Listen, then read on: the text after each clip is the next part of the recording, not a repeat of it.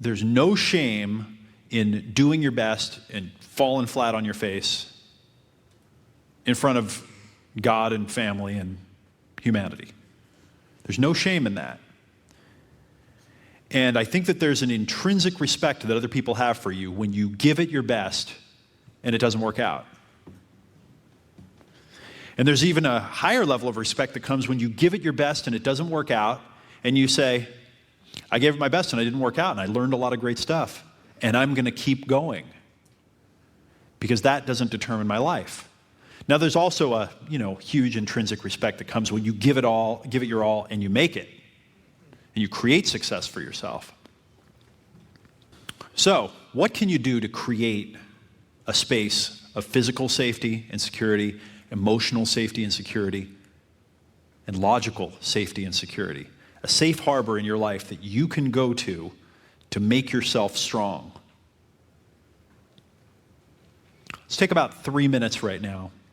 I'd like you to create one physical, one emotional, one logical, one place that you can arrange, that you can create, that will give you safety and security in each of those areas, a foundation. Who had a breakthrough? Who had a realization of something that they could do to create safety and security in their life, physically, emotionally, or logically? Who just learned something? Okay, good. Who would like to share what they learned? Good. A few over here, and maybe 2 or 3 over here. One of the things that came to me was, do you want all examples in each category? Or? Give me one good one. Emotionally, I'm extremely good at taking care of other people in a lot of ways, and I'm pretty good at taking care of myself in a lot of ways, but what I realize is that I'm not that great at forgiving myself and giving myself the break that I would give other people. So what I kind of realize is that's something I really need to do that, to give myself that space that I would give any stranger that I would meet. I need to start doing some more of that for myself. So. Good. Who could use a little more forgiveness from yourself? You just spoke for a lot of guys. Thank you. You're welcome.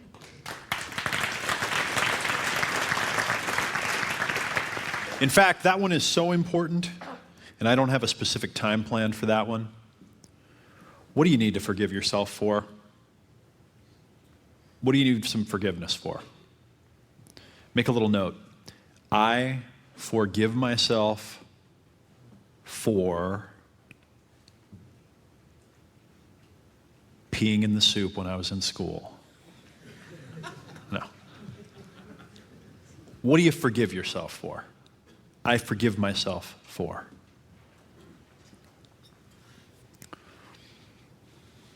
And let's all do this. Just write a few words. I forgive myself for, and write it down.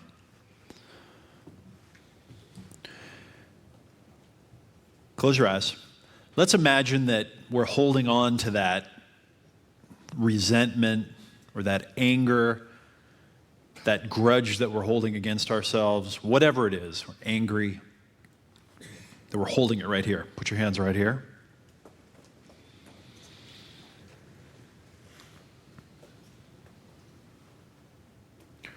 Are you willing to forgive yourself? Are you willing to forgive yourself? Yes. Are you willing to let that go? Yes. Take a deep breath and then release it.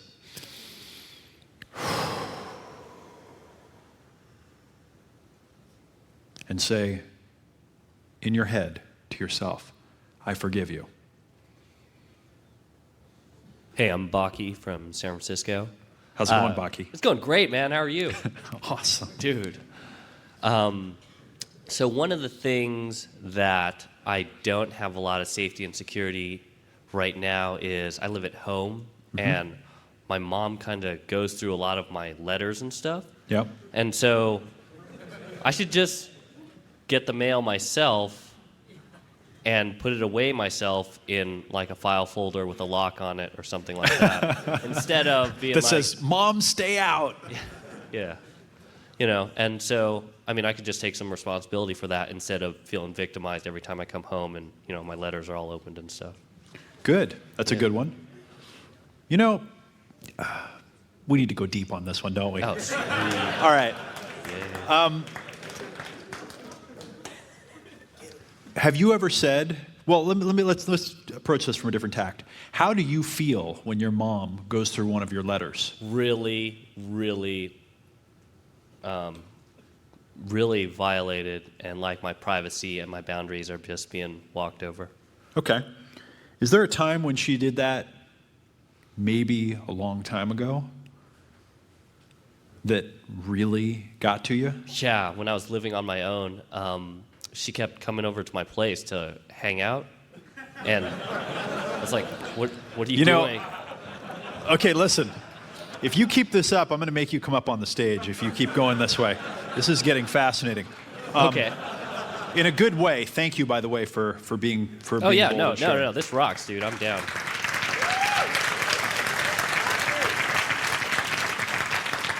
I'm talking longer ago than that. I'm talking like when you were maybe like this big.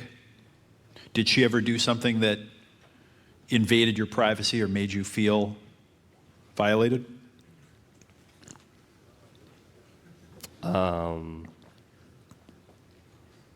I don't know. I remember she was really controlling with money that I had earned or been given, and she felt like it was okay to tell me what I should spend that on. Can you remember a specific incident? Oh yeah, there's this $20 bill that my grandmother gave me, and then my mom kind of directed me to spend it on stuff when I wanted to buy toys. Yeah. How did you feel? Oh, that really sucks. That really sucks. It was an interaction that didn't have anything to do with her. It was sort of like a me and my grandmother sort of thing, and it was also a chance for me to, just have some independence with purchasing whatever, regardless. To have some independence. Yeah. So she was violating, intruding in your relationship with your grandmother and taking away your chance of having independence? Is that what I'm hearing? Yeah. Okay, I'm not trying to, play psychotherapist to the stars here or anything. Well, I mean, kind of. I like to do my hack thing. But do you have a good relationship with your mom? No.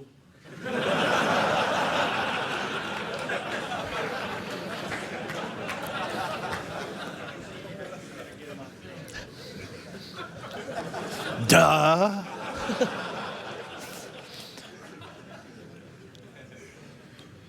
See, what I hear is not, I would feel more safe and secure if I locked the mail up. What I hear is, I'd feel more safe and secure in my life if I had a better relationship with my mother. Whoa. I mean,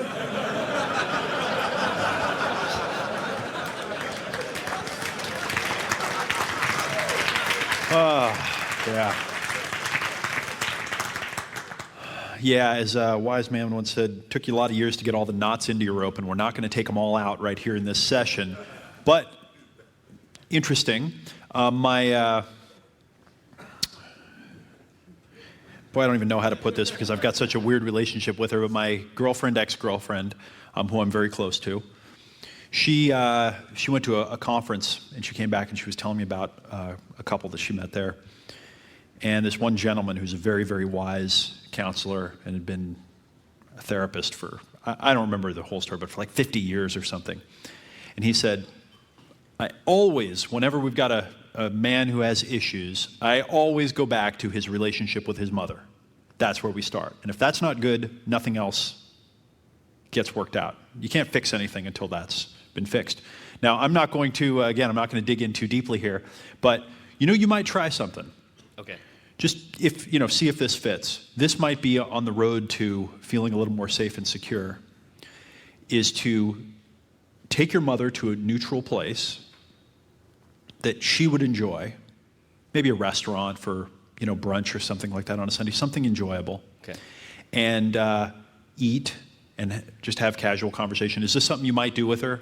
Yeah, I could do that. Okay. And just be nice to her and make casual conversation, be in her reality. And at the end, after you've both eaten, okay, and you've satisfied that need and everything's calm and you feel a little bit in rapport, say, Mom, I would like to share something with you. And I don't want you to do anything. I don't want you to defend yourself. I don't want you to explain. I don't want you to make it okay. I just want to communicate with you. Just want to tell you something. And then say, I realized that when you look through the mail, that, it upset me a little bit. I realized that I feel violated when that happens. And it might be me. It might be my issue, Mom. Whatever. I just want you to know that that's how I feel when it happens. And as I was thinking about that, I realized that when I was, how old? 6. When I was 6 years old, Grandma gave me a $20 bill. And I wanted to spend it on some toys, and you asked me to spend it a different way. And Mom, I know you love me, and I know you were looking out for my best interest and whatever. But I looked at that, even back then, I saw that as a little moment to maybe have a little independence. And I felt, not like you weren't letting me buy a toy, but I felt like you were taking away my opportunity to have some independence. And I think that might be how I'm feeling right now. Wow. And if she tries to explain herself and not say, stop, Mom, it's okay, don't, defenseless posture. Okay? Don't get into the game, trying to not be triggered, and say, I just want you to know that. I don't want you to do anything. I don't want you to fix it. I just want to communicate that to you. And you're free to do whatever you want to do. And she might keep, go into her whole thing, but just say it and then let the situation alone and see what happens. Would you do that? Yeah, that's cool. That's cool. I like. That's cool. That's cool. Try that one out. Okay. Thank you for sharing. That's a big one.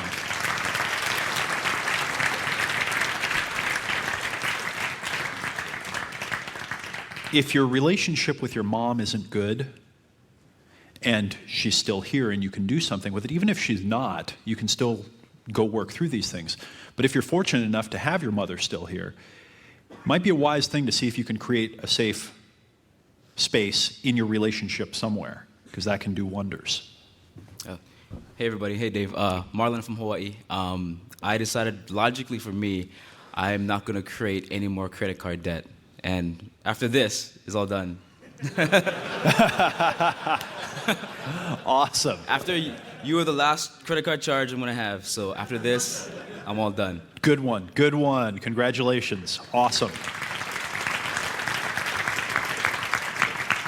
We could probably also go back and talk about your mom and that credit card debt too, but we won't go there right now. You're in LA. So I came to a realization recently that I spend a fair amount of time rationalizing or making excuses in advance for failures that I might have, or doing less than my best. Stop! That's profound. I never even thought of that, but it rings so clear and so true for me. That's a breakthrough in itself right there. Who spends time making excuses for failures you might have in advance, so you've got the excuse ready? Raise your hand. I know that's a good one. We need to name that something and write a book on that. That's an awesome one.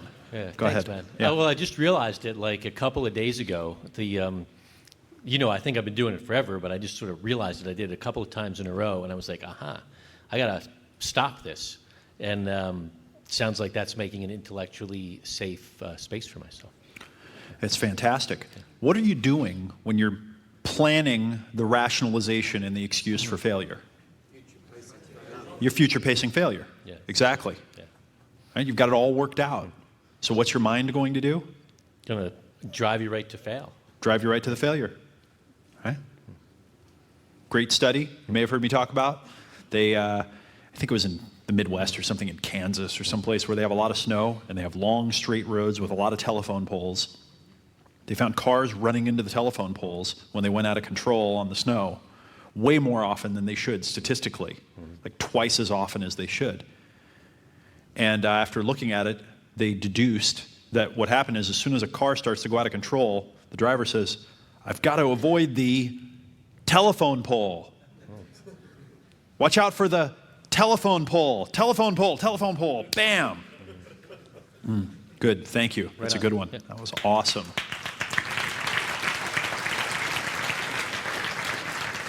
Hey, my name is John from Los Angeles, right here. I just had an aha as I was waiting right now. I was going to say another thing, and this is a logical one that I decided a few months ago. And I logically decided this is what makes me feel safe, that I accept 100% responsibility for everything that happens in my life. And first, the way I thought of it when I first said that to myself was, damn, that's a burden. Like, I'm responsible for everything, but when you think it over, it's more like you feel safe because you know that you have control over everything that happens in your life. That's a little high fiver right there. Turn to the person next to you and say, I take 100% responsibility for everything in my life, and then give them a high five.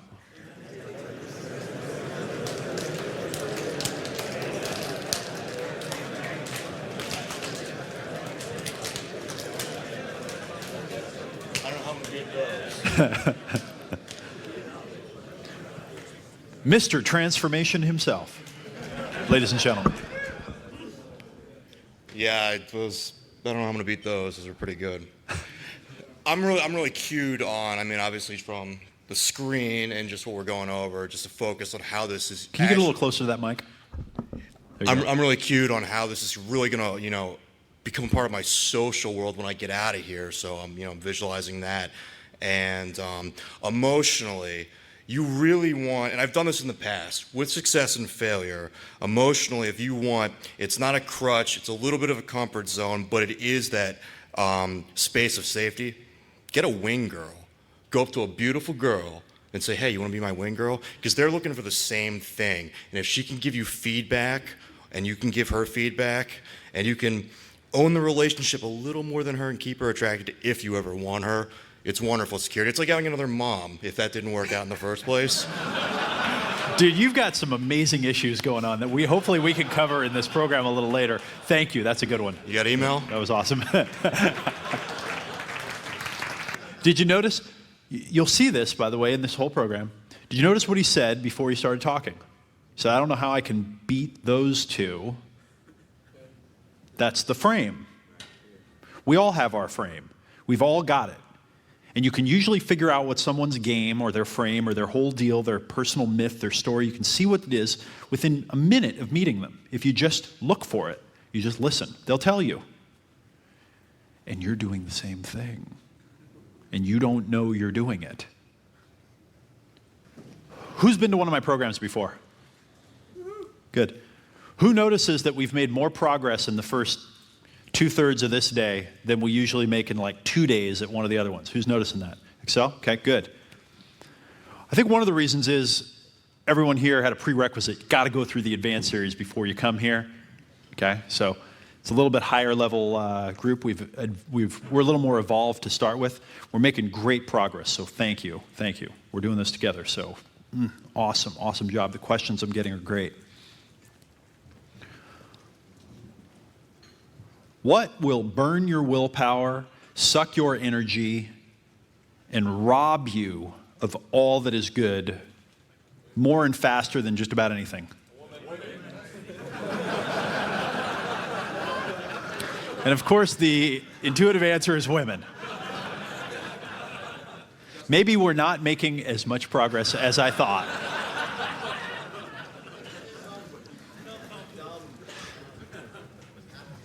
Yell it out. What do you think it is? Not being encouraged, stress. Being inauthentic. We're getting closer. Fear. Bad health. Unhappiness. Not taking responsibility.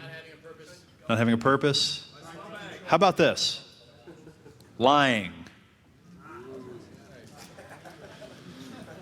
Ooh, lying. We're not really going to talk about lying here, are we?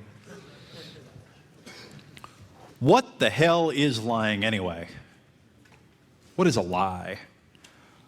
One of the things that I've learned from neurolinguistic programming is that in order to survive, in order to make it as humans, we must delete, distort, and generalize reality. There are millions of bits of information that are coming in at any time through all of our senses, coming up from our unconscious. We have to narrow that down to just a few that we can deal with. We can't take it all in. So we do three things. We delete, we distort, and we generalize. First, we delete. we just don't see or don't perceive most of it. Doesn't even hit our awareness. We distort. We see it from a perspective that's our perspective, through our lens, through our game. And we generalize. We lump a bunch of stuff into a category and we say, that is this. We delete, we distort, and we generalize. But there's something about those that are necessary. Those are survival. We got to do that, or else we'd go crazy. We'd be insane. There'd be too much bombarding us, and we wouldn't be able to hold it together. So is deletion, distortion, and generalization, are those lies? I don't know. Do they seem like lies? They don't feel like lies, do they?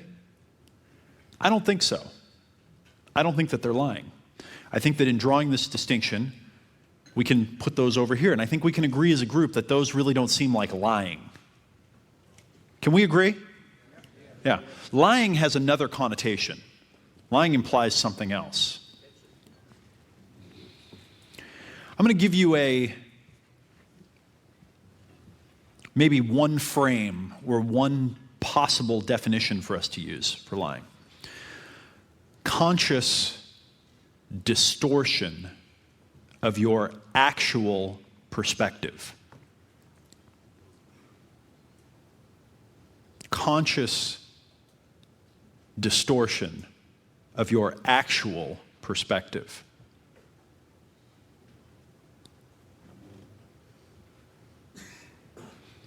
Here's another. Intentionally misleading someone else through omission or commission. As Brad Blanton, who wrote Radical Honesty, says, lies of omission, of leaving something out to mislead someone, those are the worst of all. Because what we do is we say, well, I didn't actually lie. Now this brings up, a lot of different ethical issues. Sometimes it may be wise to mislead a person. Very rarely, typically. Right? In a therapeutic situation, maybe. So we're generalizing even here. Conscious distortion of your actual perspective, intentionally misleading someone through omission or commission. I just read this one within the last week. This past year, I've been studying a very weird dude named Gurdjieff, who is a Sufi-esque mystic and teacher. And he had a guy that studied with him named Uspensky. And this is some deep, out there stuff, but very amazing. And Gurdjieff, essentially taught man, and I hate to use that sexist term, but I mean man and woman, but humans, man is a machine. That's it. We are a machine. And the only way to get out of being a machine and wake up is to realize that you are one and see it. So that's why we started with being lived and experiencing being lived, to experience the machineness so we can accept it, because we want to keep that out. Well, Uspensky says in his book, The Psychology of Man's Possible Evolution, he says that a lie is pretending to know anything for sure.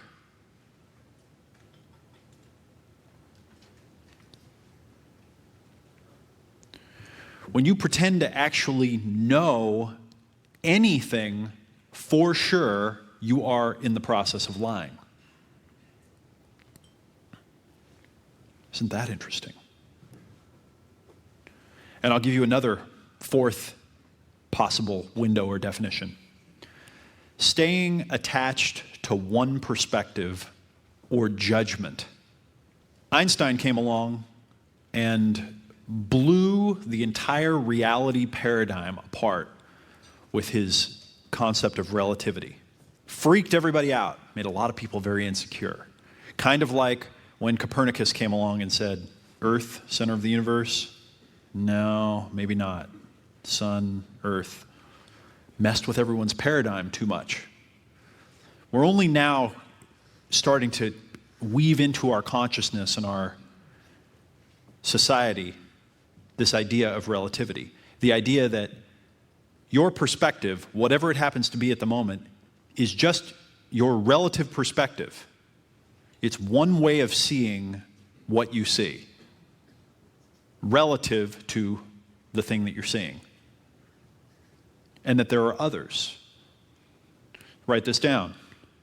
All perspectives are partial perspectives. All perspectives are partial perspectives. No perspective is complete. Even that one.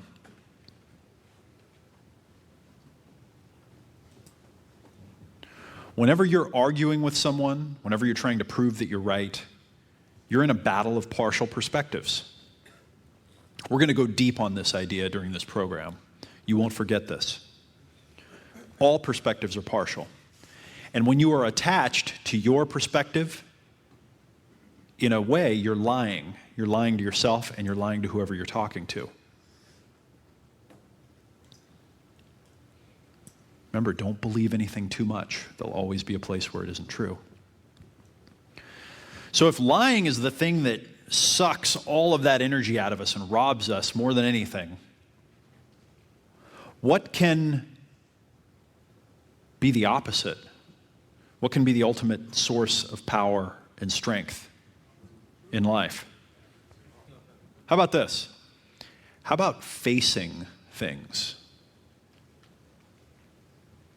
How about staring things right in the eye without flinching? In a way, honesty is just relating the perspective you see. That's fine, and it's probably valuable to do most of the time. But you can be honest and still not be facing anything in your life. Have you ever met someone who was the sweetest, nicest, most honest person? They couldn't tell a lie, but they're not facing a damn thing in their life? You may have one of these in your family or a friend. And it's a tough one because you're like, you're so sweet, I can't, but your life's screwed up because you're not facing it, not looking at it. Fritz Perls, the father of Gestalt therapy, someone that was very influential on Werner Erhard. Does everybody know who Werner Erhard is by chance? No? Who's ever heard of EST or the Forum, those seminars? Yeah? Okay. Who has not heard of EST or the Forum? Wow. Okay. I've been studying landmark education. I've been studying Werner Erhard a lot over the last year or two. He's another one of these brilliant fruitcakes that has just figured out a lot of stuff. He synthesized a lot of great things, and I've studied a lot of the same people that he's studied, but he created a lot of breakthroughs. Anyway, he studied Fritz Perls, the founder of Gestalt therapy, and one of the things that Fritz talks about is that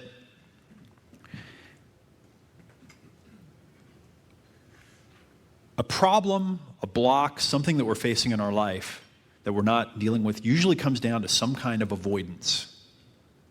There's usually some avoiding of the problem involved. And some people do it through making jokes about it. Some people do it through getting angry. Some people do it through calling attention to distracting people, calling attention to what they're doing. Some people do it by externalizing, by blaming. We have these games that we play, but it's almost always an avoidance tactic. And it's ironic because if we would just face the thing head on and say, okay, let's deal with this. Let's face this like a man. All of its power dissipates, and then you have massive power. The woman that you'd like to meet and be with for the long term, she wants to be with a man that when the challenge shows up, when the tough thing shows up, that he is activated, comes into action, and goes and faces the thing.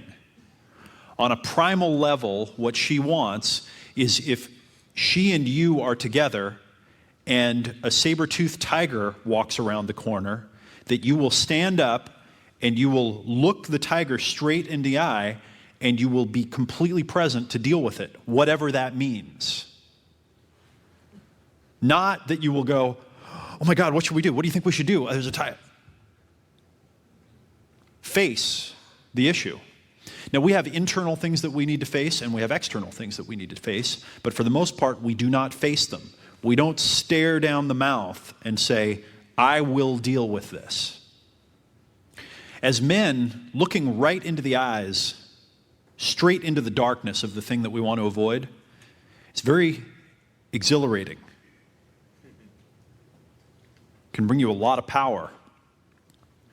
Have you ever heard the term the elephant in the room? Right? It's the issue that no one wants to talk to. It's like if you have an alcoholic in your family and everyone's gotten used to playing the games, and so they don't talk about the issue of the alcoholism, but it's the elephant in the room, and everyone will be sitting around dinner and having a conversation, and it's uncomfortable and it's weird, and the issue is everyone's upset because the alcoholic is doing something weird. That's the elephant in the room. It's the thing that no one wants to talk to. When you talk to the elephant in the room with yourself and with others, you become incredibly powerful. When you speak to it, when there's something weird going on, when there's something uncomfortable happening, and you face it. Have you ever met a woman, hung out with her a couple of times, and then something got weird? She just started acting weird. I know that's never happened to anybody else. What do we typically do? We try to pretend it's not there. We try to make her feel better. We pander. We get upset. Blame. Why is it that the last thing that we do is to stop and look her in the eye and say, hey, you're acting weird. What's going on? Why don't we do that? Because we're afraid most of the time. We think, oh no, I don't want to offend her. I don't want to scare her off. I learned a valuable lesson. I study a lot of personality typologies and so forth. And some people tend to be more sensitive emotionally, and some people tend to be less sensitive emotionally. People that tend to be more sensitive emotionally have a lot of talent interacting with people. They tend to just know what to do, how to read people, make them feel comfortable. They're socially, savvy. People that are not as in touch with their emotions, not as emotional, not as sensitive, they tend to be better at making hard, rational, cold decisions and getting the job done. I mean, we all have our strengths. One of the things that I used to not do was be straight with emotional people, because I'm not one of the people that's naturally very just in the flow of emotion, really sensitive. It's just not who I am. So if I was with someone that was, I would kind of leave and be like, oh, okay, I don't want to upset them, so I've got this thing I need to say, and I'd be like, I can get you to do this thing, whatever. I had the huge breakthrough that really emotional, very sensitive people typically can take total straight. Hey, you're acting weird. What's going on? They can take that so much better than they can take pussyfooting around and trying to manipulate the situation and take their feelings into consideration. And they usually will say, thank you so much, and they'll be appreciative because you talked to the elephant in the room. Now, they're not aware that to you, because they're much more emotionally expressive, that you'll naturally try to not upset them and whatever. They don't know that's happening, right? We all live in our own universe. That was one of my own. That was one of my own big breakthroughs. Talking to the elephant in the room makes you very powerful. Start doing it more often. So let's do a little bit of work right now. What's something in your life that you're not facing? You're not looking directly in the eye. It might be a medical issue. It might be a relationship. It might be something that's come up that is happening in your body and you don't know what to do and you feel embarrassed and weird and scared. As it turns out, men go to the doctor less than women. Women, they have something go wrong, they tend more to go, oh, let me go to the doctor and see what's wrong. Men are kind of like, oh, I'm tough. I don't need to go have anybody poking around with me. Maybe it's a medical thing. Maybe it's an emotional thing. Maybe you have anger or resentment or something that comes up.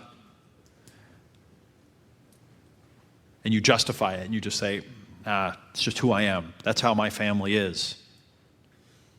I'm Italian. We all get emotional. My family loves that one. We're Italian. What do you expect from us? Neurosis, of course.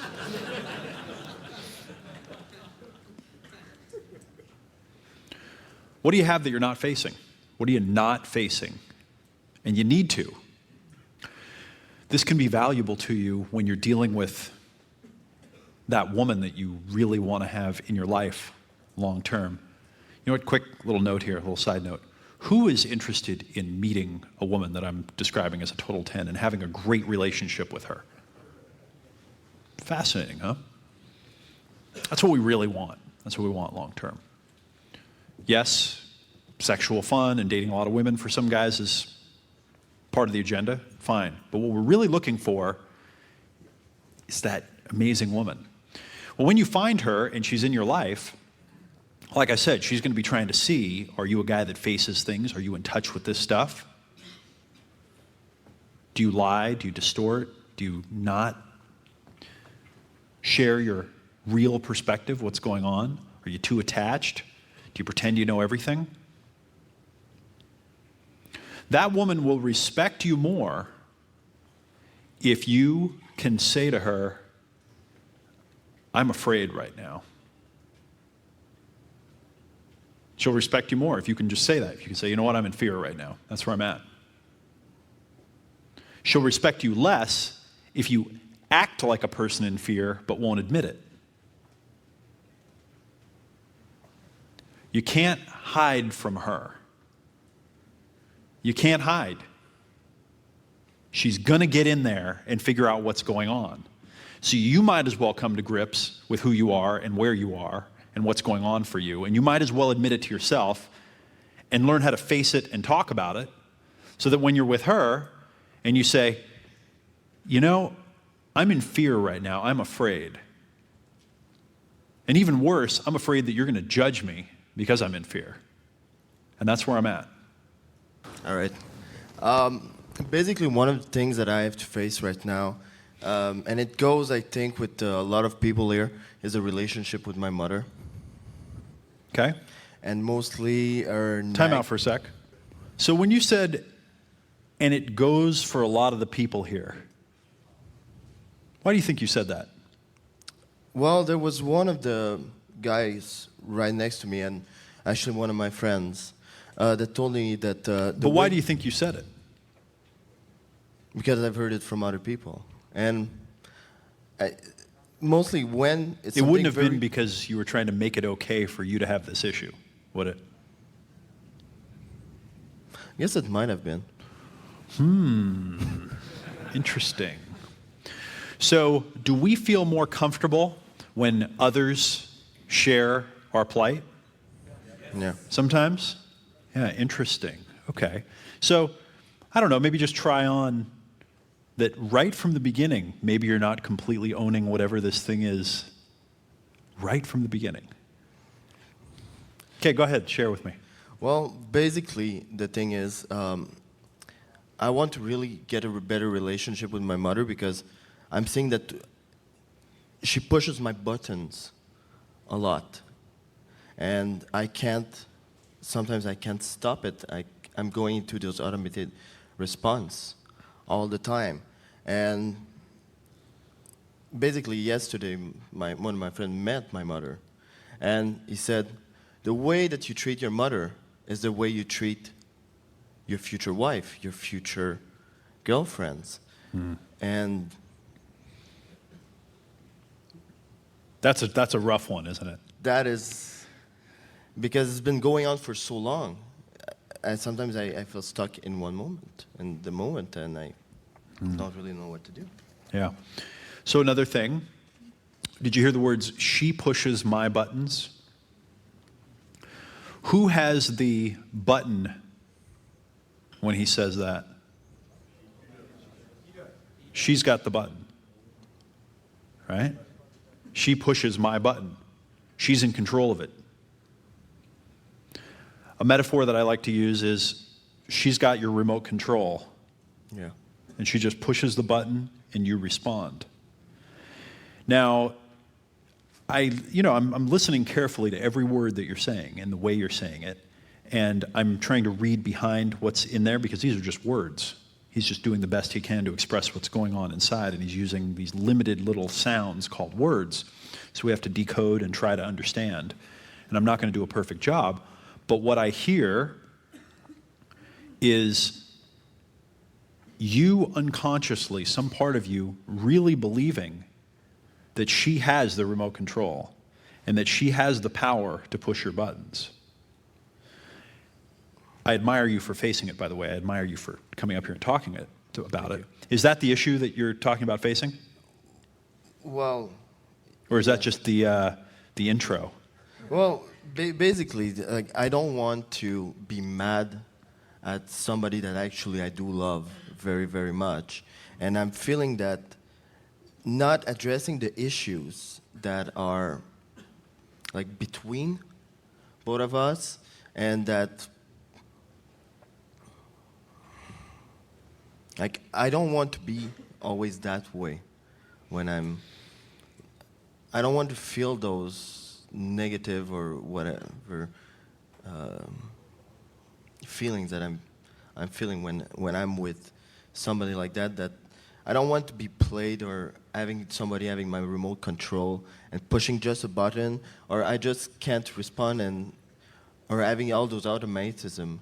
Whenever you see that person, you get so used to having like a certain response to a certain behavior the person does. So time out for a sec. Will you just summarize for me, because I admire you for bringing this stuff up, especially in front of the group. What is the issue you want to face? Encapsulate it into 5 words. When she gives me instructions, like des conseils, sorry, she always gives me advice, and I feel that it is not, she doesn't trust me. Have you thought about this and looked it squarely in the eye in your past? It's been hard. So we'll take that as a no. No. Okay, I good. don't think so.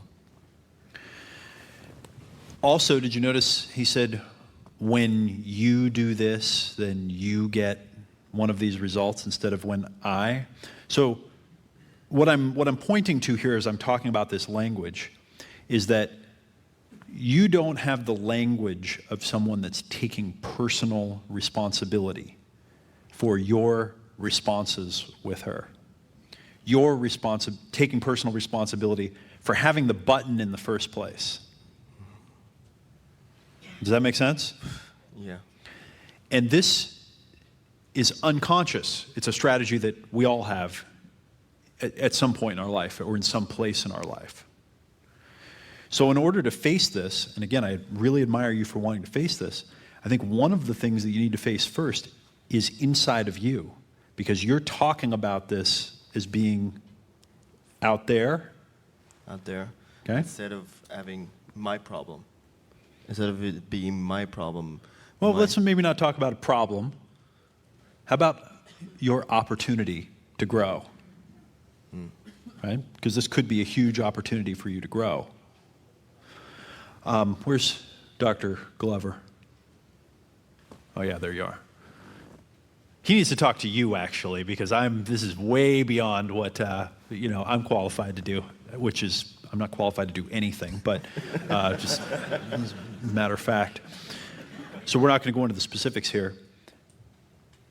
But I just want to add a little tweak here and point out, again, we're just pointing out, so as a group we can learn from an example that the natural thing to do for a lot of us is to not take responsibility automatically on an unconscious level, and not say that when I do this, I get this result.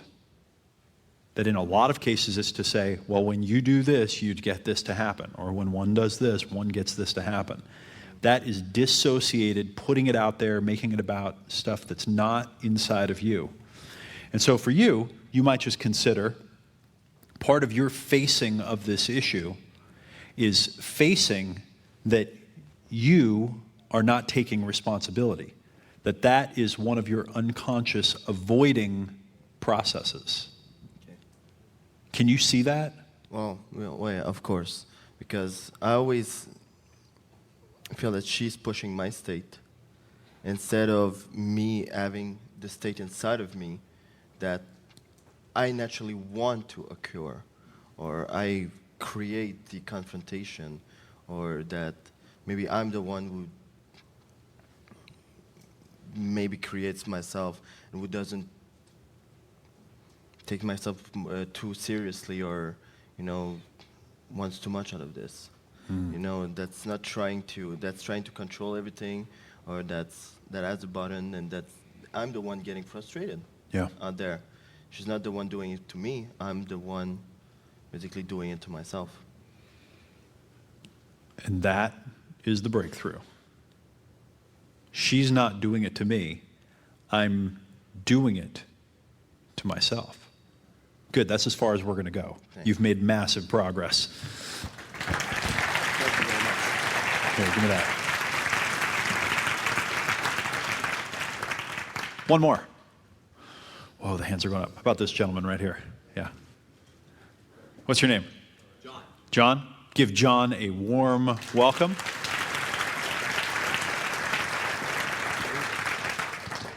There you go.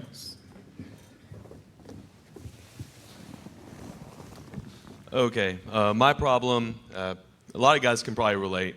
I used to be, yeah, there you go. I used to be a much bigger dork. Was that than a I am joke now. when you said that? No, I think that was an unconscious response. Interesting, huh? And can I mess with you just right out of the gate? Absolutely. Okay, absolutely. awesome. I'm begging for it, I know. He watched it happen, and he walked up here and did the exact same. Knew it. Knew it was gonna. That was gonna be like, hang on, urge. That's how powerful this stuff is. Just when you think you have that glimpse, when he said that, and I stopped him and I said, "Did you recognize that in yourself at all?" Oh, my mind went completely blank coming up here. I mean, it's like if I was still sitting in my chair watching this, I would have laughed with everybody immediately. But in coming up here, I'm obviously outside of my comfort zone. And so by being outside of my comfort zone, it's almost like I was subconsciously feeling, oh, all bets are off now. All those things that I thought were true, I'm out of my comfort zone, so I have absolutely no idea what's going on. So, in other words, you didn't answer my question at all, and instead No. diverted to a totally different thing. That was great. Yeah, we're good. By the way, we're doing this to see these exact things. That's why we're doing this. Okay, so we need to observe this so we can look out at someone else and we can like mentally poke fun at them and go, ah, dork. Yeah, You've got it twice at this level, period. Okay, at least. All right, go ahead. Okay. This actually goes in perfectly with my problem. Okay. Okay, my problem is I feel like I have to look completely cool at all times and always never look like I'm outside of my comfort zone to other people. So where like, for instance, let's say I've got a lot of attraction going on, but I don't want to take it to the next level because I'm scared that if I do, then I may misstep and I may not look completely cool, and then, all bets are off. So that's what you're facing in your life? That's the first thing that jumped to mind. Okay. What's the real issue? Boil it down to a few words for me. Well, I'm obviously not centered and have enough self-confidence, I suppose.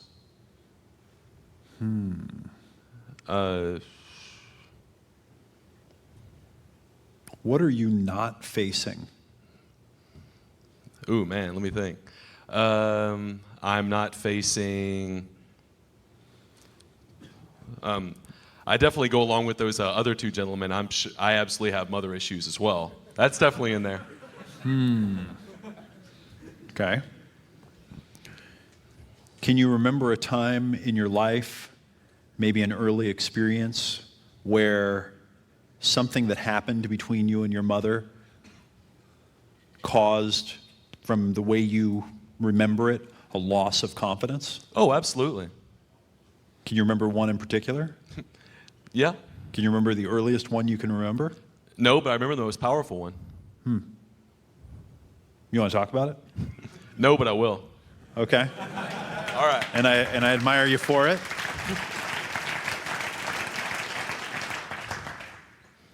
Okay. I was in eighth grade. No, I was in seventh grade, and I did not feel like going to school, so I was in home sick. I started pretending to be sick so I could stay home from school that day. So when I did, my mom called the school, told them I was sick or whatever. But then I was in band at the time, and I also was also being a little seventh grade kid trying to date seventh grade band girls. And my mom called the band director and told her that I was not at school that day because I had diarrhea. And then the entire band found out about that. And I guess it doesn't sound that powerful to you guys, but I was so, seventh grade, 12 years old, I was so angry. I was so, my self-confidence, I allowed it to go completely away. And that affected me till I was about 17 or 18 years old. And obviously, it's still with me a little bit today. Thank you for sharing. I didn't, by the way. You could not have interrupted with a better thing. What are you hearing? Story. What we're hearing is him saying it came when people whose opinion I valued heard something about me that I think may have had some judgment, right? Triggered some judgment. And that bothered me, what those other people were thinking. And if you'll notice, while he was talking, he said, and this might not sound that big to you guys, but why did he say that? Because he cares what you think. Right? He's trying to make sure you relate and understand this is important. He cares what you think. And then what did you say when you just interrupted there as I was starting? I had to qualify myself. What did you say? I said I didn't really have it when I was 12. He's still explaining that to you. It's only 16 years later. Because he doesn't want you to think that. He doesn't even know, even though he explained it, he doesn't know that he was trying to make sure you don't think he had diarrhea that day. You get what's going on? You see that? Have you ever had diarrhea? Yes. Thank God. What if I had said no? Well, then we would have a different conversation than we're about to have right now.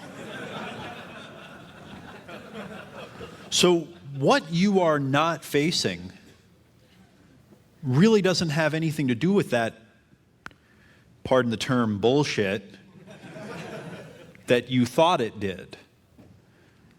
It sounds to me like what you're not facing is your deep unconscious need for the approval of other people. And how that is affecting everything that you think, feel, and do. And you're not in control of it. I think maybe that's something to face and to say, wow, what a gift that is. Thank you. Not from me, but just for yourself. Does that ring true for you? Oh, no, absolutely. And I've always, to a certain extent, I've always understood that about Time out. Sorry. Did you hear his answer? Oh, God. Oh, no. Absolutely. Why did he say, oh, no, absolutely? Because he didn't want me to think that he was disagreeing in any way. Why? Because he probably wants my approval. Oh, no, absolutely. Do you hear it? I'm really messing with you here, so I need be a it sport. bad. I love it. Okay, good, good. You know what? We've done enough with you for this particular time. Okay? Do you know what you need to face? My need for approval and acceptance of others.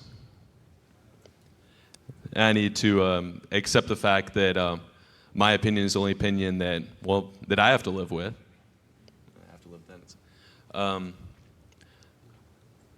Now you're getting into rationalizing and justifying. You don't even want to go there, okay? Let's just stick with the approval of other people for this one. Okay. Face that one, okay?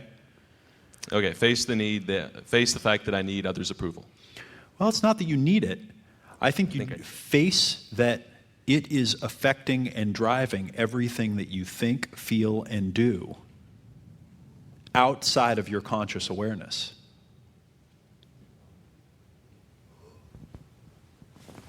Get off this stage. Thanks, man. Yeah, absolutely.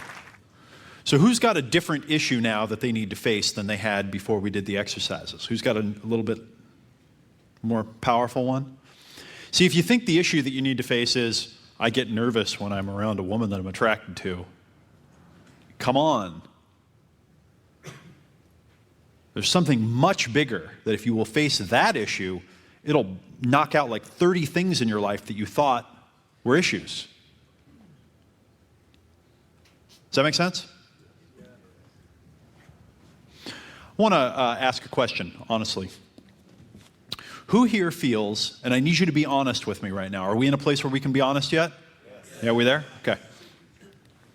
Who feels ethically compelled, personally, that it's not a good idea to sleep with a woman that you've just met, to sleep with a woman quickly? It's just not right to sleep with a woman quickly. Okay. Who has thought this one through and actually done a lot of work on it internally and logically, emotionally, physically, for all reasons, you really believe this. You've really worked it through, and you're a pretty intelligent person, too. Okay? Good. Who here feels that it's ethically perfectly fine to sleep with a woman that you've just met? You've got no problems with it. Okay?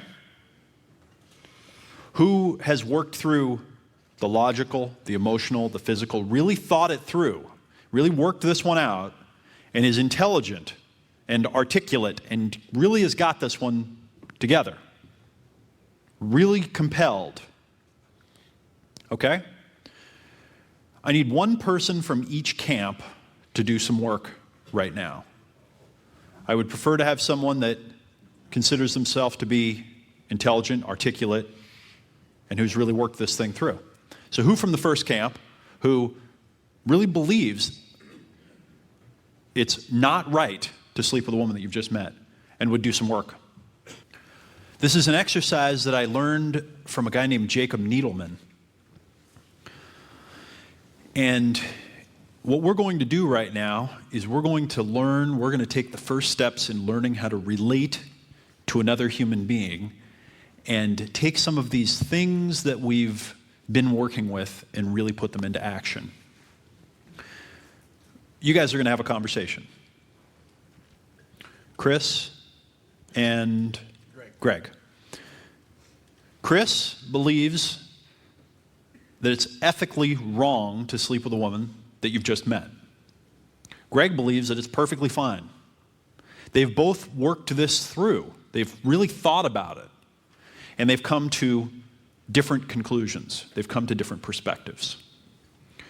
And so, what we're going to do is we're going to have you guys have a conversation about this and talk to each other about it. And here's the way it's going to work. One of you is going to share your perspective. It would be best if you try not to share too much of it. You get one good or two good points across. And if you want to explain the point, fine. The other person is going to listen, and then when the person who's been sharing is finished, the other person is going to explain back what they heard you say. Okay? You're going to relate back what you heard the first person say. You're going to let them know that they were heard and understood.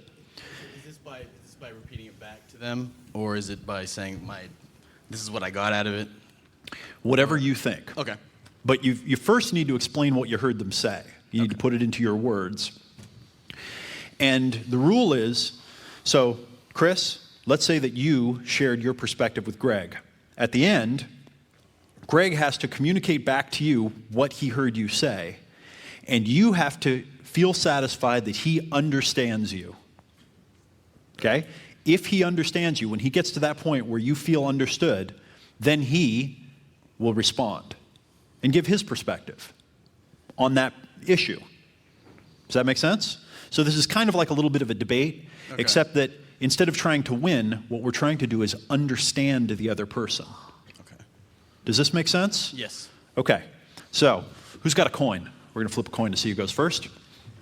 Who's got one right here? Like, it's not going to beam me in the eye with it. Okay, here it comes. Oh, nice. A little 50-cent piece, too, huh? Chris, are you ready? Call it. Heads. Heads. Tails. Nice.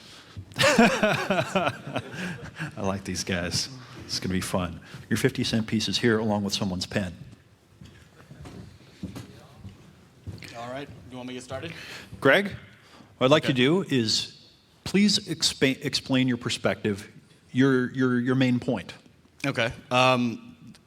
It boils down to essentially us being primates, and part of the animal kingdom. In the entire animal kingdom, the interest of the female is access to resources and control over reproduction. The interest of the male is access to resources and control over the female's reproduction. But animals handle this in a variety of ways. In our situation, one of the best ways for men to control the reproductive habits or behavior of women is to establish social constructs that convince them that promiscuous behavior, exercising sexual choice is wrong because this benefits any male that's in power. There's no moral right or wrong about that. This is essentially just how it's happened. Now that we live in the society that we do, females can exercise sexual choice, and if a female chooses you, she is attracted, it escalates. There's no moral, there's nothing moral about that at all. This is part of this sexual game. Thank you. Well said. Chris? All right. What did you hear Greg say? And Greg? you know what? I'm going to try to stay out of it a little bit. I'm going to try to, but just getting you started. I basically heard Greg say that in natural selection, the main part of the game is that you're trying to reproduce, and that the only reason that it seems like it might be wrong to reproduce is because it's the game that the woman puts up to make sure that she has the best offspring possible, and it's all right to go and try to penetrate that wall as quickly as possible to reproduce as quickly as possible. Essentially, what I heard you saying was that No, you don't need to tell him what you heard him say. Okay. Help him understand what you were saying. Okay, gotcha.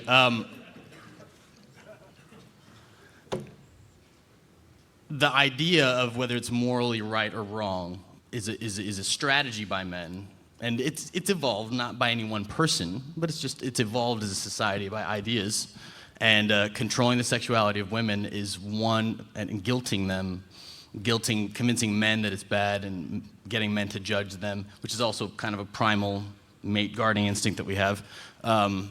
These things kind of misfire, and societies can take hold of them and essentially use them to control the sexuality of women. And it doesn't make it a moral issue. It's just how things have evolved. It's not a moral right or wrong.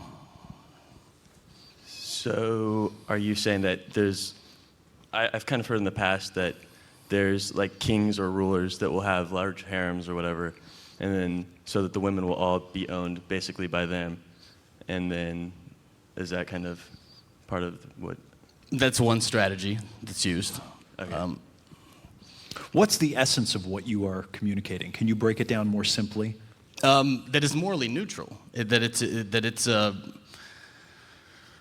It's like eating deer meat or doing a variety of taboo things that societies have constructed. You look at it, it's not a moral issue. It's something that has been constructed because it has helped societies run better one way or another.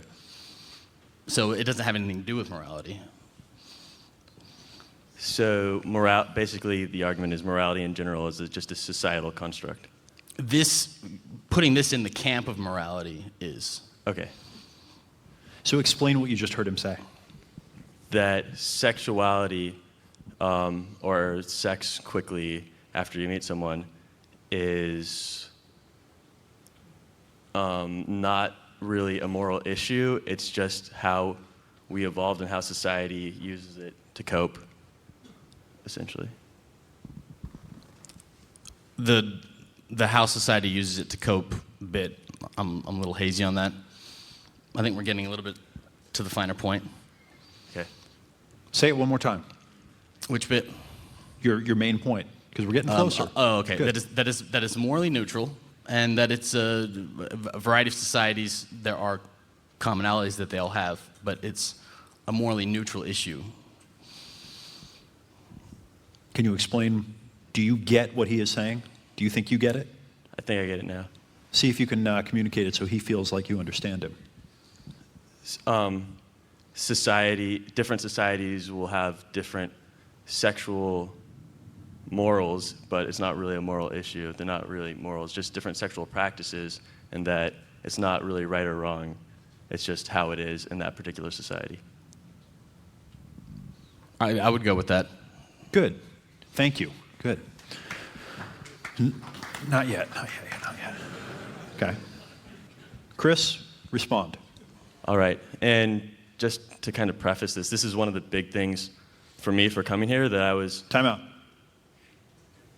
Talk to him. Oh, talk to him. And let's not talk about coming here yet. Yes, okay. Respond to what he said. So, out of my response... What's your perspective? My perspective is that sexuality is something that God has created and provided humanity to bring closer intimacy to one human being or to another person, to become fully involved with that person, to have the closest relationship possible. Okay. And from my perspective, I've personally seen my dad, who is very promiscuous, cheat on my mom and basically destroy our family. And I have seen other relatives who stay together and who are faithful. So for me, it's more of almost experiential, as well as I've done tons of research on this too, but for me it's mostly experiential, seeing how if two people fully devote themselves to each other and just with basically reckless abandon and work on growing that relationship for their entire life, how that works out and becomes something very wonderful, and how if you abandon someone, it just can totally destroy. And so to me, there seems to be very strong morality in this. Okay. What did you hear, Greg? What I heard was that I heard two things. There's the aspect of it to where you believe that there's a divine section of it, that is somehow transcended. It's not, there's something bigger about it, something more important about it than just some kind of societal construct. There's that. And there's also clearly in your life you've had evidence of the fact that people who have, this deviates a little bit from whether it's ethical to sleep with someone immediately or not, but essentially sexual misbehavior is what you're referring to, cheating, adultery. You've seen a lot of strife from that. And so as a result of that, in your experience, being faithful, not being promiscuous, has given people better lives, and therefore, by that extension, you think is more moral. It is a more moral behavior. Exactly. Do you feel understood? Very. Good. What's your response? Oh, my response to his argument? Or Well, his perspective? His perspective, yeah. The response to the religious one is a tough one. So I'm not going to, yeah. And you know what? The religious aspect. Well, hang on a sec. In representing, he didn't give you a religious. thing. There was the word God in it. Which, Right. Okay. So My mistake. I'm trying to keep everything fair, Yeah, I shouldn't make right? assumptions. And normally I'd kind of let him do that, but let's, Okay. go ahead. I think you know where I'm coming from on Yes. this, right? And remember, at the end, I'm going to say, do you feel understood? So Okay. choose your words. I will go so far as to say that God is one of, or a mandate by God, or any kind of religious, or any kind of, excuse me, I'm not going to use that word, but any kind of societal construct is one of many methods used that has sort of crept into society's need to control the sexuality of women. So I believe that it originates in that. It is fused with that. It's really hard to tell where it stops and where it starts. And in terms of the strife that you've seen in your family, my response to that would be is that this whole process is fraught with a lot of bad things that happen, bad emotions. You have to kind of take your lumps, and you see this kind of stuff happen. People get cheated on. People cheat. They can't help themselves. I want to say that there's something about relating that to fidelity, or relating that even further to sleeping with someone the first time you see them. I don't know if I can make that connection, but I feel like that's kind of universal, and that the whole mating process has a lot of kinks, and we all have to take lumps. And that might sound a little bit callous in terms of how you were talking about your family, but I think I'm going to stop there. You know what to do. And you guys can kind of stop looking at me. I'm serious. Look at each other. So, God basically is a social construct who serves the purpose of repressing sexuality in some form or another, or controlling sexuality in some form or another. Is that correct with the first point? I would say that God, among the many other functions that idea serves, that's one of the ones that goes with it. Okay. And second point is that life and sexuality in general has its ups and downs and its lumps, and that it's just inevitable. That is part of the process. That is part of the process, right? Yeah, I feel understood on that one.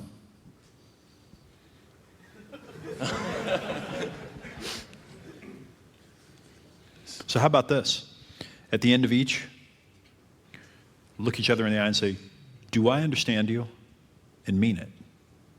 And if the answer is yes, share your perspective.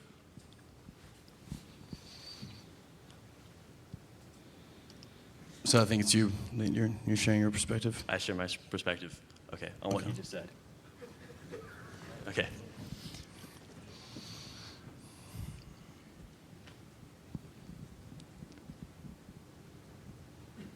So, God as a societal construct, this is going to be like a complete metaphysical argument if we go down the road. So, That's why I said yeah, I don't necessarily know that I want to make an argument as whether God actually exists or whether, because this is a completely different issue, and I don't really want to go into it. But as far as personal experience and family being part of the lumps and the ups and downs, from a lot of times I will behave based on what I see how other people behave, and also based on my experience. And so from my experience, people who are more true to their spouses, or my friends who have remained, who waited for marriage, or who are less sexually active, have had much more rewarding marriages, and they've lasted longer on the whole, and they've just been stronger in general. And so that's what I've experienced. I can't say that there's necessarily that it's necessarily right or wrong based off of aside from my set of morality, really. But I understand where you're coming from with it could be part of the evolutionary processes, and it could be part of the lumps in the road and how life is. But on the whole, I see these relationships working out better and lasting longer and being happier and people being more fulfilled. And that's how I want to pattern my life. And that's why I think it would be better to wait at least longer into a relationship rather than sooner. All right. So what I got you saying essentially was it was similar to what was there before about how you have these models around you, and that you're going to model yourself after those things that you see to be as successful, and in those cases where you've seen people the most happy or the most fulfilled, it involves some kind of delaying of sex or some kind of waiting until marriage. Some kind of, I want to say some kind of discipline over people's sexuality with which you take having sex very quickly with somebody's some kind of a lack of that discipline or some kind of lack of that self-control. For the most part, I think that even deeper than that there's actually a spiritual bond, and I could, based off of, I'm Christian and I have a certain set of beliefs, and I could go into like theological or metaphysical discussion, but that's not going to benefit anyone. So based off of my experience and based off, I believe that there's a spiritual connection and a very strong bond between two people that is manifests itself originally through sexuality as well as through emotional and logical discussion things as well. Okay, so it would be, there's the spiritual aspect to it, and then there is, again, the models that you have around you. And that's, I'm trying to distill what it was that you said to those two things. Right. Did I understand you? That's right. Okay. I don't, in my response, I don't want to repeat what I was saying earlier, except for the fact that it seems as if in this case you have tagged having sex very quickly to faithfulness or unfaithfulness. There was initially discussion as to whether having sex with someone very quickly. The discussion that, as you were talking, it seemed as if you were saying that equals a guarantee of unfaithfulness or a guarantee of that there's going to be some kind of sexual misconduct. I don't link those two things, but. And I would say that in my response is that you shouldn't link those two things. They're not necessarily related. I know some people who have had sex with a girl very, very quickly and have gone on to have a fulfilling relationship with them for years afterwards. Right. And I agree with you. You shouldn't necessarily link having sex quickly in one point or time or having sex with even multiple people before you get married. Or having a serious relationship, someone could have lots of sex outside of a serious relationship, and once they get into a serious relationship, they can maintain it. But I see, in my experience, that my dad or some of my other friends who are very sexually active outside of marriage, they tend to, and it might just be a lack of general maturity for that person, they tend to have problems remaining faithful. And further, I'm not going to go into the theological covenantal relationship aspect because that's just completely separate, but I've seen there's lots of issues that people sometimes have to work through in relationships if there's been lots of previous relationships that have been dysfunctional and lots of previous sexual activity, and I've had lots of discussions with people about these sorts of things. It just adds extra layers of complication.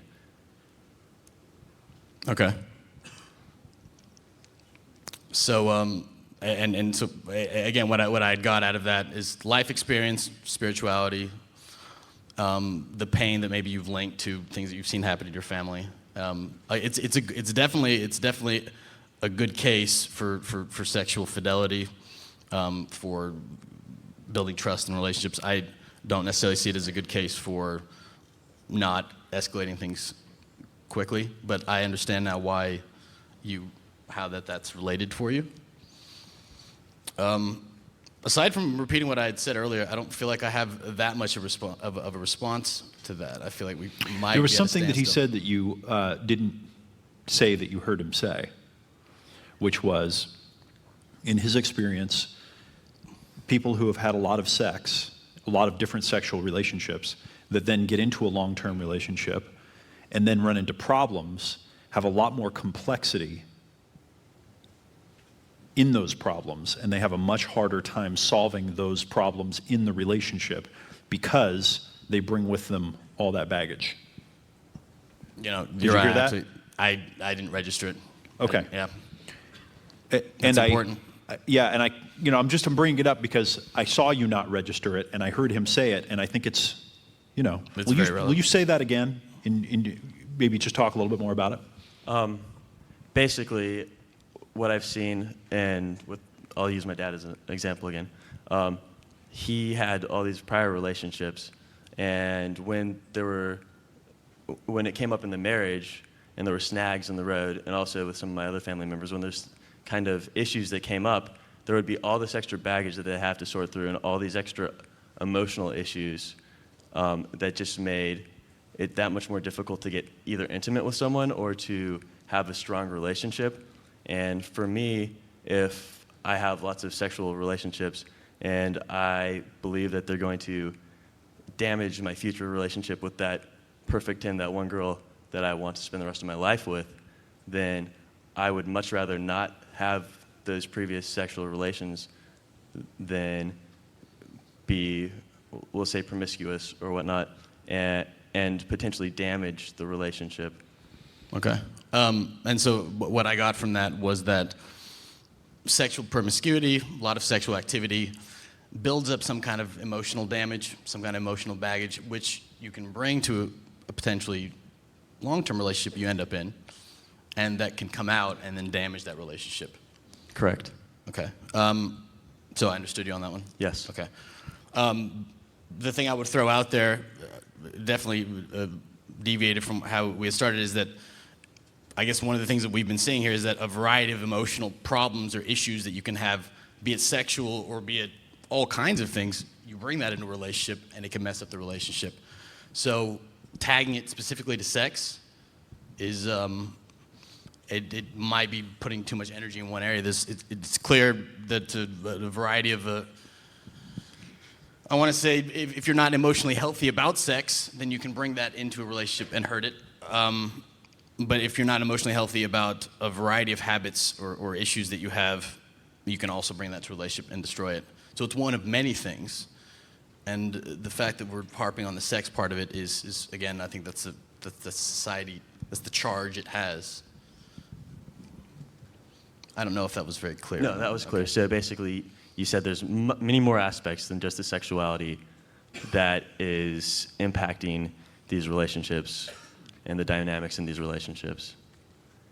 And my response would be, although I guess I can't speak from too much experience, but sexuality and having sex, based off of discussions with other people, not from much firsthand knowledge, is going to be very strongly affect all of your faculties and all aspects of your life. And that what I've noticed is that this decision to either choose to remain, to wait till marriage, or to change my lifestyle would affect all areas of my life. It would it would take a completely different worldview and a completely different reframing of everything that I believe, which is one of the things that I'm hashing out here. And so part of this is just a completely two different worldviews colliding, okay, resulting in different viewpoints and different approach to what the problems might be in these different areas. Okay. So to repeat that back, based on secondhand things that you've heard from your friends and the examples in your family, you feel like that it has caused a lot of strife. And I almost felt like there was a little bit of openness to the idea of, well, okay, this could be one of many possibilities. And whenever afterwards you also had said that, this is the worldview, and changing it, if I adopted that, my whole worldview would have to change. It sounded like as if but I don't want the worldview to change a little bit. And then after that, you said, but I'm hashing it out. And right. So there's all the stuff that you've learned up until now about it and all the associations you have with it. And that still has enough inertia to override any potential shift that you might want to make, or that's a tough one. Kind of. This conversation has taken a whole different dynamic here, but Yeah, it does. yeah, that's what I was kind of saying. And it's not so much of overriding my current worldview as in, is there a way to integrate the two worldviews? Oh, okay, nice. And what would that integration look like? And what would that mean? But yeah. So yeah, Can I give you guys a hint real quick? Part of this exercise is to really understand the other person. And there's still a little bit of holding on to your own thing, even when you're repeating back. I'm just giving this feedback to both of you. And not the true empathy of, I really want to understand where this other person is coming from. Really, I want to understand you.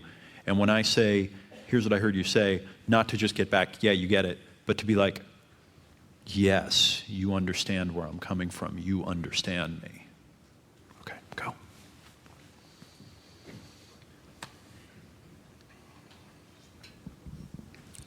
I guess I'm making a couple other points. I'm already done with the responding back, so I'm gonna.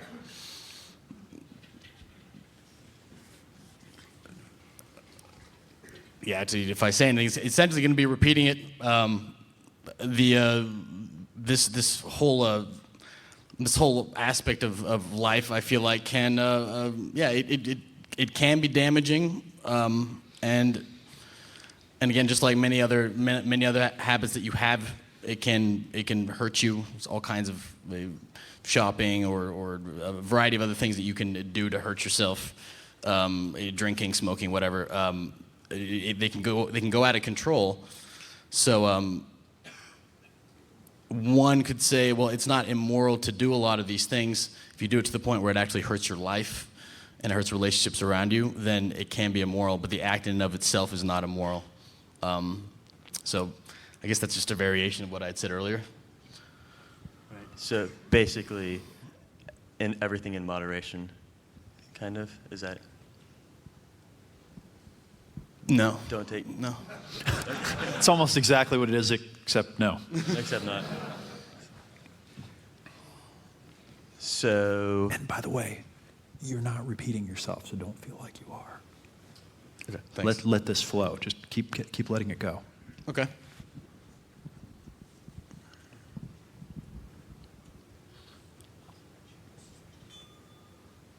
So can you repeat that one more time then? Because I felt kind of like you were saying that anything that you could do could potentially be damaging, and so then you have to do everything properly in its proper context. So Yeah, and that seems kind of like.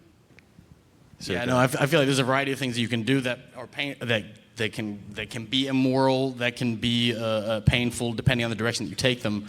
Anchoring it to sex, anchoring it to having sex very quickly, is I feel like, again, it's sort of it's a misfire of this idea of what morality is. And I'm not going to get on to that topic as to what it is, but Why not? I feel like that would draw things out a whole lot. So yeah, tagging it as a moral issue, I think, it becomes an issue with what you're considering to be moral, what you're considering to be what's right and what's wrong, and that has so many steps back to what belief system you were born into and what social taboos there are. Ultimately, you have to find out what's right for you. In this case, I'm going to assume as a guy, you're probably torn by this. It's probably hard, but I think they can be separate issues. If having sex with somebody very quickly, I have trouble seeing where the immorality in that is, especially if you're not, if there's no lying involved, if there's no deceiving involved, if there's attraction, all this stuff. It's actually part of the glory of being human, being a guy, and it's good stuff. So. So I don't see where the moral part tags to it. A lot of the stuff that I feel like that you had told me involves the bad situations you've seen that have grown out of that. But again, they involve people having deep emotional issues around things. But the act itself, essentially how this discussion started as to whether it is moral to sleep with someone very quickly, I don't think it relates to that, and that it's a separate issue. So morality is based off of upbringing, religion, social constructs, and that you believe that sexuality itself is not necessarily or is not immoral, and sleeping with someone quickly is not necessarily immoral as long as you don't lie, deceive, do these other things. Is that correct? Yes.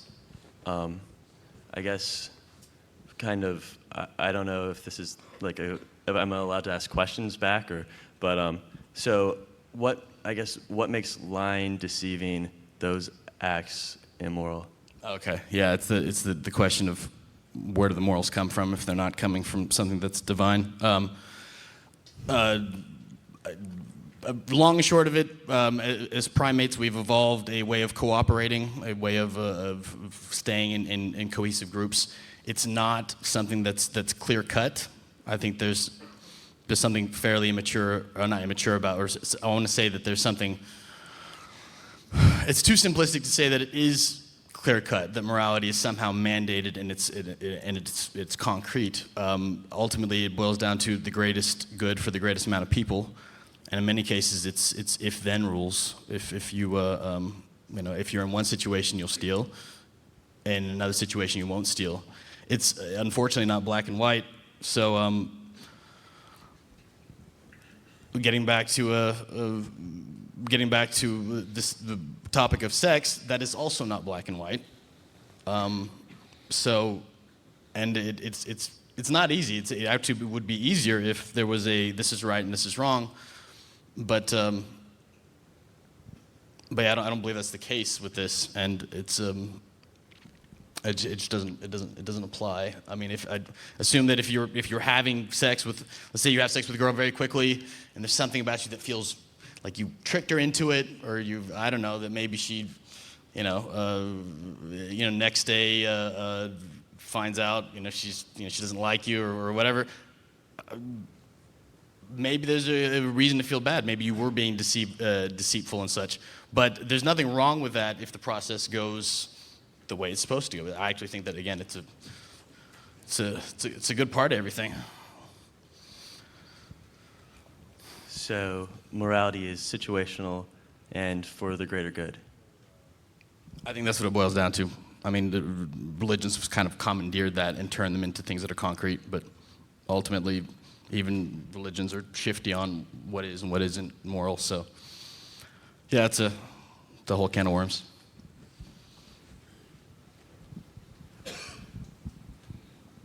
So, from my opinion, morality clearly is going to be dictated by a greater good, and that is why it exists.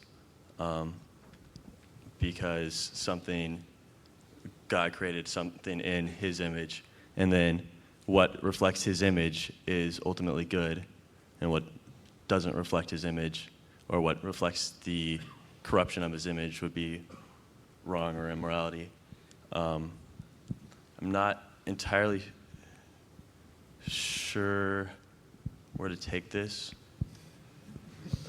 So many directions. We're getting close. I'm giving you the hint again.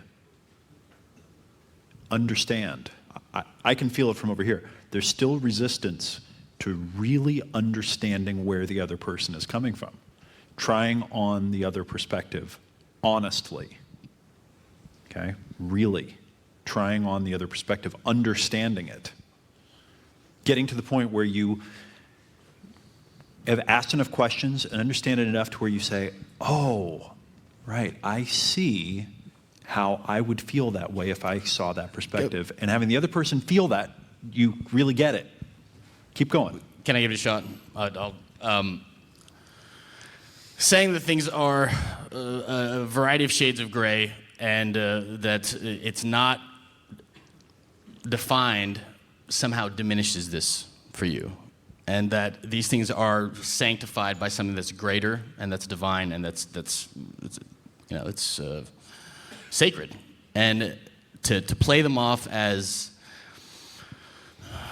the interactions of animals in societies and that live in societies and that have social constructs that can make arbitrary rules that shift around and change with time, it seems to diminish that. It seems to diminish this idea of there being like a very strong divine mandate on it. And so explaining in other terms not only might make things sort of fair game for what everyone wants to do, but also diminishes the idea of there being a divine mandate on it. And also, again, on top of that, with your experience that you've seen, it's definitely congruent with why that mandate is there in the first place. That's pretty accurate. It gets more complex as I actually am kind of an evolutionary theist, which makes things really more complicated in this whole entire discussion a lot more in depth. But for me, things aren't always black and white, cookie cutter necessarily, and even like theologically, something that happens in one circumstance might not necessarily be black or white. So there is situational ethics to things, like would you lie to save someone's life? Certainly. And Gotcha. But that being said, you definitely got the gist of what I was saying. Okay.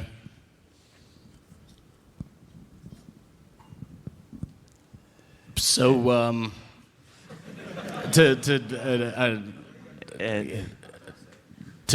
I guess to break it down a little bit more,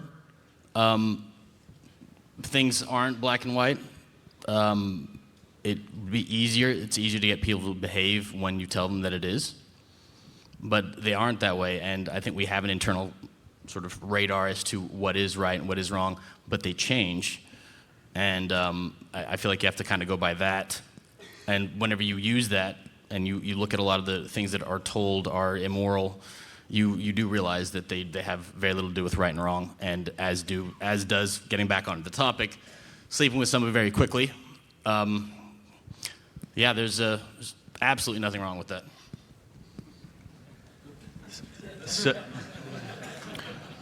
So what you said is that you have this internal compass kind of right and wrong, and that shifts based on the circumstances, and that based on the circumstances, or actually there's nothing wrong with sleeping with someone quickly as long as the rest of your morality is in line with that, or the rest of your moral compass is in line with that.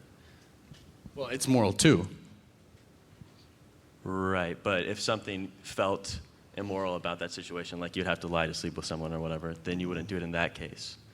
But in general, it's fine because it's aligned with your moral compass.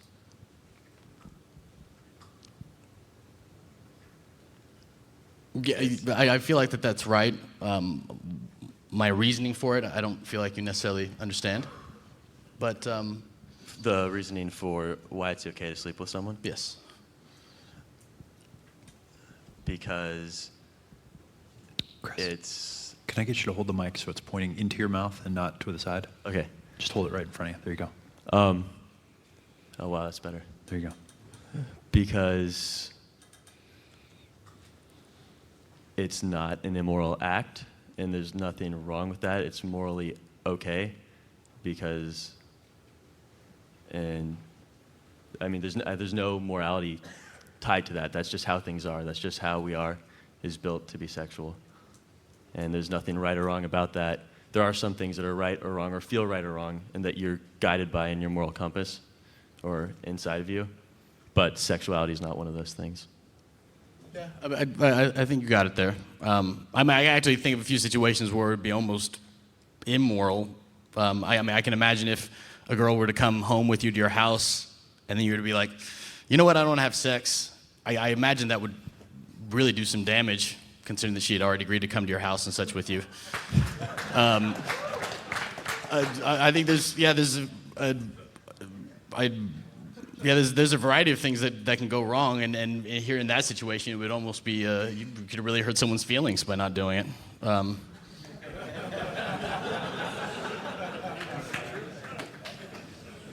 I can see that point.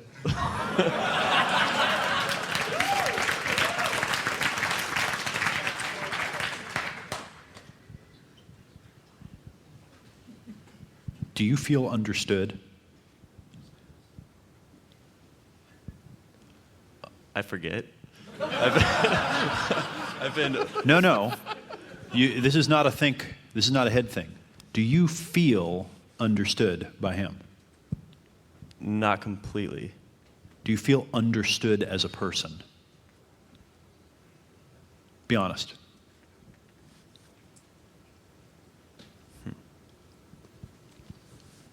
Probably not. Okay. Can you make him feel understood? I can try. I feel like that there's a conflict. Make Clearly. him feel understood. Okay. There's a conflict, obviously, between a lot of what your desires as a man are versus a lot of the upbringing and a lot of the negative things that you've seen growing up. And that's an issue.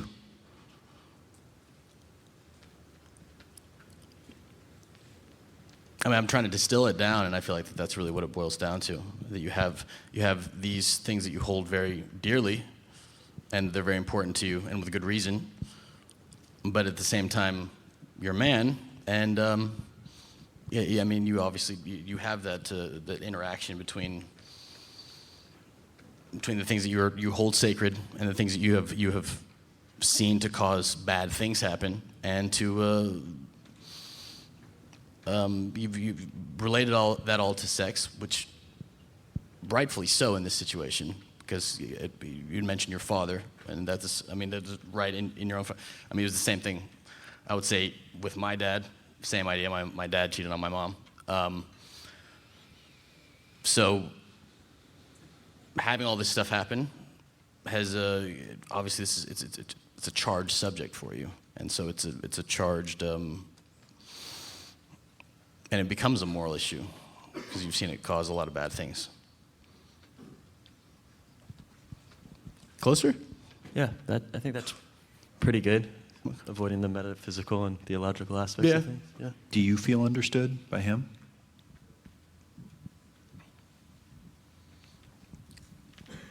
Do you feel understood? No. Thank you. Can you make him feel understood?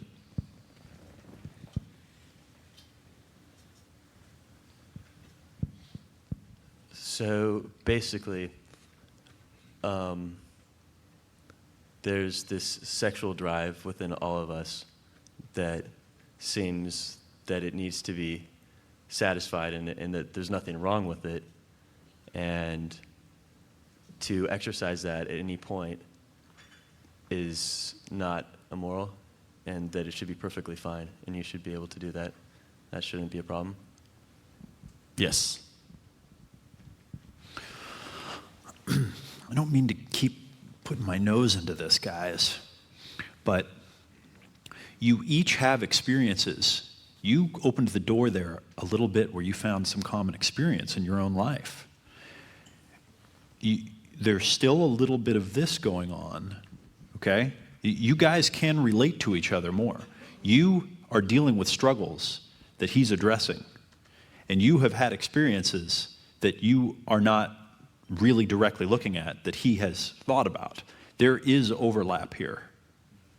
Can you, whenever you say I've had experiences that he has thought about, can you open that up a little bit? You've, maybe I didn't state that quite exactly as I meant it or as clearly as I meant it. You have gone through things, you've worked through issues that he's trying to work through and trying to figure out. Okay? The point is there's a lot of overlap. Where do you really understand each other? Because you're still stuck in just stating what the other person said rather than communicating that you understand, that you're on the same page. I guess maybe one point is, at one point you were at the point I'm at now, potentially, and maybe he's saying if we can relate on that level. I think I can relate to it in the sense that the subject is charged. It's always going to be charged, and everyone works through that charge one way or another. It just depends on what it's wrapped in, I suppose. But I would say that there's definitely a time whenever I was younger that I would say, oh, if you have sex with a girl very quickly, then she's going to want to have a relationship, and that she's going to want to continue it, and that somehow you are making a promise that you can't keep if you have that sex was coupled with a lot of this other stuff that, in fact, as it turns out, isn't, and that implicitly by having sex, I am promising something, and that I'm deceiving them by doing it. That is definitely a viewpoint that I held at one point. I think that is slightly different from what your viewpoint is, but I can definitely see how there's definitely overlap in that. So yeah, I can see where you're coming from on that one. So at one point you felt that sex had something more to it than just the physical act. Is that kind of like that there was something, like some sort of relationship that was expected to happen after that? And I did believe that, and once I had seen that to be a social construct, and that it's in fact not reality, then I was able to let go of that. But I definitely held on to it. There was definitely guilt, or there was definitely a variety of stuff that I had before that was sort of tagged to this stuff. And it wasn't even sleeping with somebody very quickly. It was just, having sex indiscriminately, or having sex. Indiscriminate's not a very good word, actually. But just having it very quickly with somebody I'm not in a committed relationship with and such. And it was definitely a charge around that I had to work through. And it's a powerful one, and I believe it's there for a reason. It is to some extent the interaction between our biology and the social norms that we're in. So how did that affect you? Are those any different than those one-night stands or those one-time relationships, one-offs, versus inside of a relationship for you? It's an expression of something in the sense that, I suppose you can make out with somebody and it's just making out, or you can make out with somebody and it can actually be expression as why you really love that person. So here you have kissing, and it can be an expression of an entire spectrum of things. One is, here's a peck, I'm not interested, versus, I really, really like you, and this is, wow, this is fun, I might be in love with you and such. There's a whole spectrum of things that can be there. Same thing with sex. But again, it's morally neutral as to, it's just kissing. It can mean a whole variety of things. Same thing with sex. There's a whole, I don't know what the peck equivalent of sex would be, but One of the things I'm observing, the stereotype from my experience is that a person that would tend to be identified with one, let's say more organized, spiritual organization, I'm trying to classify you without having any judgment attached to it, would tend to stereotypically be more of a dogmatic person. That's a stereotype that I kind of carry around in my mind, and I think a lot of other people do. Whereas people that don't seem to identify themselves with one of those seem to be, from my experience, less attached to their, whatever it is, their dogma, that kind of thing. And I find it to be an interesting juxtaposition that Chris seems to be more open than Greg. Greg seems to be more attached to his thing than Chris does. And my observation is that the challenge here is that you strike me as being more, trying to understand more and trying to be more open, and you strike me as being a little bit more, I'm going to win with my opinion, and a little less understanding of the whole situation. Now, we would let this go and continue for a while longer, but we actually need to take a break. And I think that we've learned some valuable lessons here anyway, and we'll take them away, and maybe we'll continue this a little later in the program. okay, and see where this goes. Who has learned something as a result of watching this? Okay, now the lesson that we're trying to learn here is not about whether or not sex is right or wrong. Okay, that's irrelevant to the thing that we're trying to learn. What we're trying to understand here is that we don't face what is going on right in front of us, and we especially don't face the other person that we're dealing with. You'll notice that this started off as immediately two people kind of standing off against each other. And there was that vibe and that body language. And over time, largely because of the construct, so to speak, it evolved and it became more dynamic and more complex. And there was more insight, there was more subtlety to it. There were surprises. There was more commonality that was found. You can see that there are really interesting opportunities in here, right? And when I said, these different things, about dogmatic and judgment and who's attached to what, I'm trying not to say them in a way where I think that, nothing wrong here, okay? This is just normal human stuff. But there's a lot of gold that could be found in this conversation. There is a lot that could be brought out of this, that this could result in. Most of us won't even have the first 3 minutes of that conversation with someone else who's coming from a different place, because we're so identified with our way that we're closed to the idea that someone who's different from us could have something to teach us and that we could learn something from them. So we probably will pick this up a little bit later. I'd like you guys to just kind of consider what happened here. Consider the idea of, how do I make another human being feel understood? How do I make them feel that way? How do I learn from them? How do I get inside of their head to the point where I can relate completely to where they're coming from and not be too attached to my thing? And I want to really kind of, what's the word I'm looking for here? Acknowledge both of you for being open to hearing the other person, because my perception is you were probably more open to hearing someone that was different from you in this conversation than you've probably each been in a long time. And I appreciate that. So, thank you for playing. We have to take a break. That's good stuff. To be continued. So what are we talking about here? What are we really talking about? What are we trying to get to with this exercise? It doesn't have anything to do with the issue at hand. It has to do with understanding another human being. And did you notice what I was saying at the end there a lot? Do you feel understood? The next level that we go to after that is saying, do you feel like the other person feels understood? Because guess what? If the other person doesn't feel understood, you're going nowhere with them. You're going to be playing a little game and holding on to your thing. Now, I thought these guys did a spectacular job, so thank you. And where's Chris? You're over here? Okay. And thank you. I thought these guys did a spectacular job of being open, of going another level deeper and another level deeper and another level deeper. There are obviously more levels that we can go to. Who learned something and had an insight about themselves from the exercise? Who could see themselves maybe playing one of those parts with other people as part of their game and missing tremendous depth that they could have with other individuals, with other humans? Yeah. The total 10, that woman that you really want, she won't play those games with you. It's not what she's interested in.